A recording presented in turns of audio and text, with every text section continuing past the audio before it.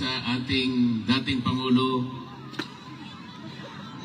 Salamat po sa pagmamahal nyo sa ating Vice President. Salamat, Mayor Pulong, at nandito ka rin pala. Salamat, Senator Robin. Salamat, Mayor.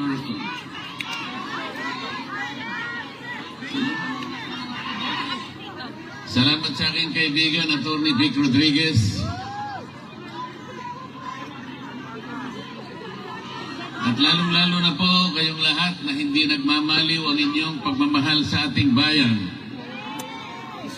Napaka-problemado po ng ating bansa, ngunit huwag po tayong mawawalan ng loob. Magsama-sama po tayo para ayusin po natin ang ating bansa. Akala ko po nung nag-issue ng resignation order ang ating Pangulo akala ko totoo na Akala ko naman yung bureaucratic reset. Kahit konti lang, naniwala ko, baka okay naman yata ito. Wala rin. Akalain mong naglagay siya ng PNP, si Torre na naman. Kilala niyo ba si General Torre?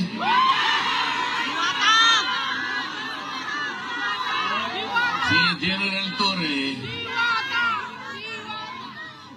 bakit siya yung nagpanggap na representative ng Interpol?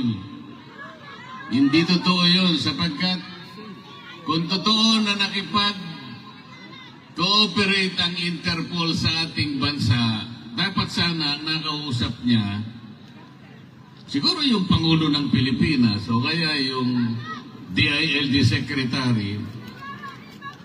Ngunit wala naman tayong nakita na representative ng Interpol na pumunta sa Maynila. Meron ba kayong nakita? Pagkatapos nung inaaresto si Pangulong Digong, pinakikita ni General Torre yung kanyang cellphone, yung warrant of arrest nasa cellphone. Nakakita ba kayo ng ganun?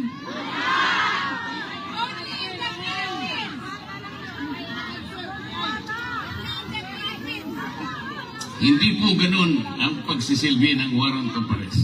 Dapat po yung representative ng Interpol ang pumunta sa Maynila, dala-dala niya yung physical copy ng warrant of arrest.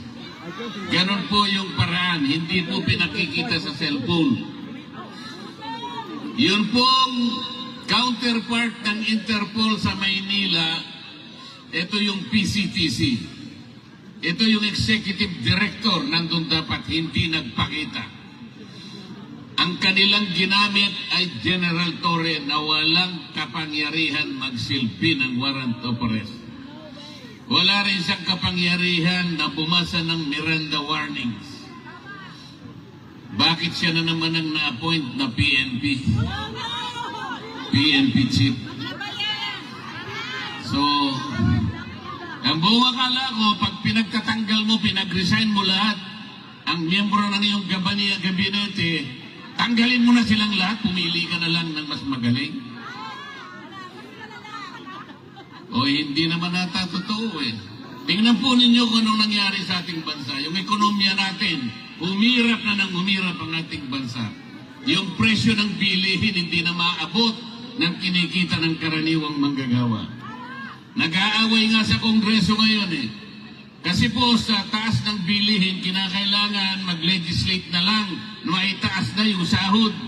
200 pesos per day, sabi ng House of Representatives. 100 pesos, sabi naman ng Senado. Ang tagal na magdebate. In the meantime, kawawa ang mga mamamayan. Bakit hindi na lang nilagay yung 150 pesos na lang, i-legislate na yan, pansamantala man lang, makaabot-abot man lang yung kinikita. Hirap na ang Pilipino. Pagkatapos, hindi naman niya tinanggal yung mga economic managers. Nandun pa rin ang BBM. Nandun pa rin yung NEDA, pinalitan lang ang pangalan. Nandun pa rin ang, ano ba yun? Department of Finance. DOJ! Eh anong gagawin mo? Akala ko ba ang pangit ng ating ekonomiya, akala ko ba ayusin natin ba't hindi ka maglagay ng matino? Naglagay ka, pagkatas tinanggal mo, pagkatas nilagay mo sa ganito, hindi po pwede yung ganun. Pero kaya po tayo nandito sapagkat nandito ang taong kinikilala natin, ang pinakamabuti, ang pinakamagaling na presidente ng Republika ng Pilipinas. Akalain mong dadalhin dito? May araw na. Yun po bang ating justisya sa Pilipinas ay hindi na gumagana? Is our judicial system in the Philippines no longer functioning? Is our prosecutorial system in the Philippines no longer able to function? Hindi po totoo yun. Umiiral, gumagana, umaandar ang justisya ng ating bansa. Kung nagkamali ang sinumang Pilipino, kung nagkamali halimbawa ang isang naging Pangulo, o dilitisin natin, edi husgahan natin, pero sa sarili nating patakaran, sa sarili nating batas, hindi sa batas ng ICC. Pagtiyagaan na lang po natin, kahit anong mangyari, mawawalan din ng saysay ang ginawa nila laban kay Pangulong Digong. Lalabas din po ang katwiran, magtatagal lang po ng konti dahil may proseso. Wala ng jurisdiction ng ICC sa ating Pangulong Digong. Maniwala kayo sa akin. Pinatatagal lang nila sapagkat pinupolitika din dito yan. Mahirap lang magsalita kung akala nila tayo ay nagsasalita laban sa ICC. Hindi po. Ang sinasabi lang natin, kahit balik-baliktarin mo ang pangyayari, wala ng jurisdiction po ang ICC. Pati po yung charge na kanilang ikinapit sa Pangulo, crime against humanity, hindi kakapit sa Pangulong Rodrigo Duterte. Sapagkat yung war on drugs, hindi po klasipikado na crime against humanity. Yung programa na ginawa niya is a legal, it is a regular governmental action to wipe out drug problem in our country. Presidente po siyang nakakaalam ng mabuti para sa kanyang bansa. He should have been judged by the benefit, by the advantages reaped by the Filipino people from his program. He should not have been judged from the number of people who were killed along the war on drugs. May mamamatay at may mamamatay, alam naman nila yun. Sapagkat ang nagsusulong sa droga yung mga kriminal, lalaban at lalaban yung mga yan. Bakit kailangan mo siyang husgahan sa bilang o sa dami ng namatay? Kailangan husgahan mo ang isang programa doon sa nakinabang, milyon-milyong pamilyang nakinabang. Ngayon, bumalik na naman ang droga. Ngayon, bumalik na naman ang krimen. Kayo po ang nakakalam, ang mga kamag-anak nyo sa Maynila ang magsasabi sa inyo, bumalik na naman ang problema ng ating bansa. Kasi po, wala naman silang gustong gawin para ayusin. Salamat po sa inyong lahat. Alam ko po, isa po ako sa inyong ibinoto para maging senador ng ating bansa. Kahit malayo po ang lugar na ito, alam kong nagpupulong-pulong kayo rito. Marami pong gawain sa Maynila. Ngunit kahit konti sandali, kailangan tagpuin ko kayo rito. Para personal po akong magpasalamat. Lahat po kayong lahat, binoto po ninyo ako. Kung hindi sa inyo, baka natupad yung survey. Akalain nyo naman, sa simula't-simula pa number 36 ako. Hindi man lang ako umangat. Nung naawa sila sa akin, siguro bandang Pebrero yata yun. Napunta ako sa number 22. Hanggang doon ka na lang, sabi nila. Malapit nang matapos ang Abril, 21 na naman ako. Pagkatapos nagmilagro isang araw, nilagay po nila ako number 12, pero isang araw lang yun. Binaba na naman nila ako sa number 18. Tingnan mo ninyo, ikaw walang hiyaan ng mga survey companies na yan. Naniniwala pa ba kayo dyan? Sipi-sipi ninyo. Merong isang media practitioner sa Maynila, babae, hindi ko nababanggitin ang pangalan, baka sumigat pa. Hindi makamove on. Hindi siya makapaniwala bakit daw si Rodante Marcoleta naging number 6.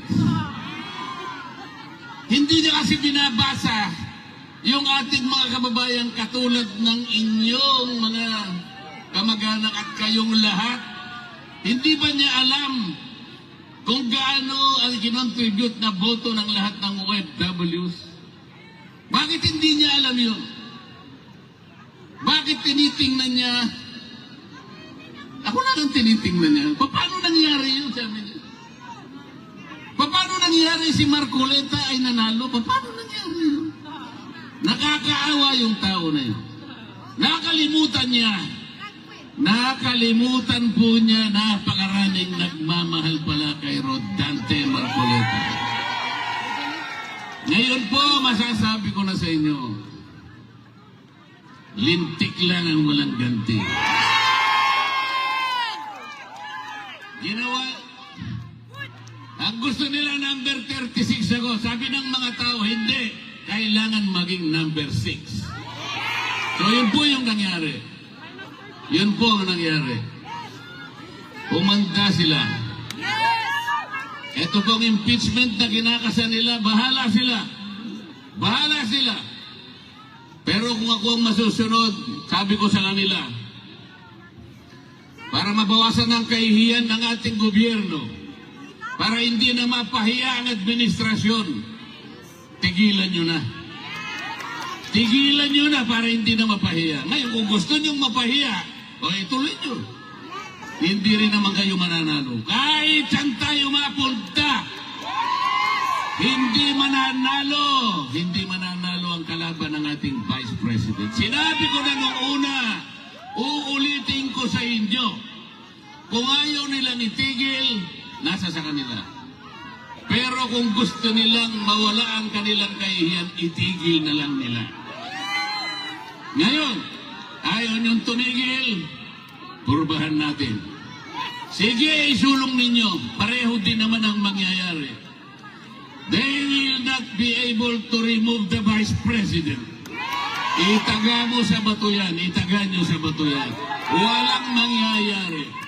The Vice President will stay as Vice President.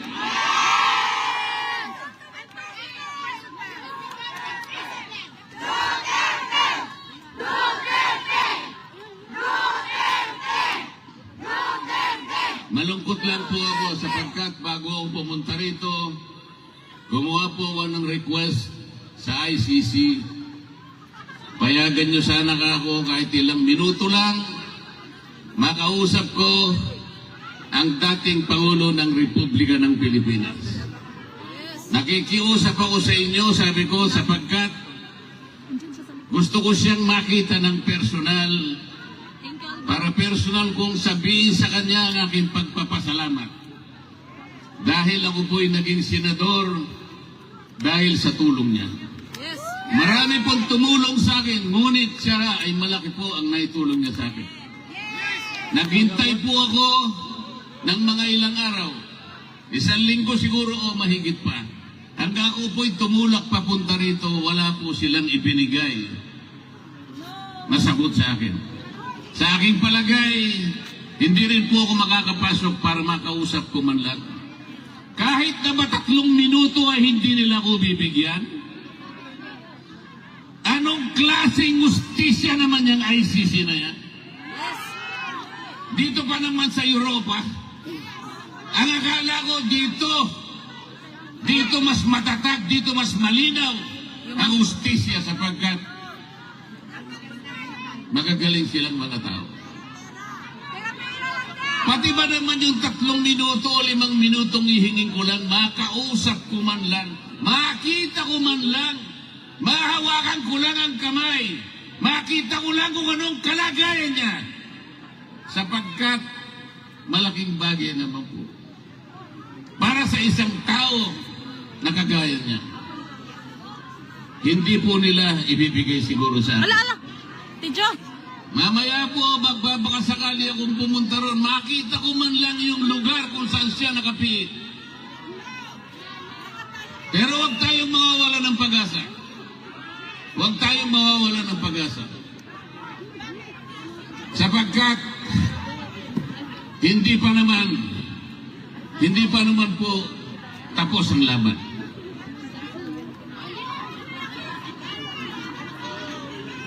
Sa ngayon po, maghintay lang po tayo. Maging matiisin lang tayo. Huwag tayong susuko. Huwag nating isusuko ang laban. Nasa panig po tayo ng katwiran. Nasa panig po tayo ng batas. Alam ko po, si Pangulong Duterte malakas ang kanyang loob. Hindi siya papayag. Hindi siya masisira ng loob. Kilala ko yung tao na yun. Makikipaglaban siya para sa inyo. Kahit kanya ng kalagay niya, nakapiit siya, pero kayo ang inaalala niya. Kaya, huwag po kayong mawawalan ng loob, huwag kayong mawawalan ng pag-asa. Tatapusin po natin ang laban. Maiuwi po natin ang Pangulong Digong. Let's bring him home. Salamat po sa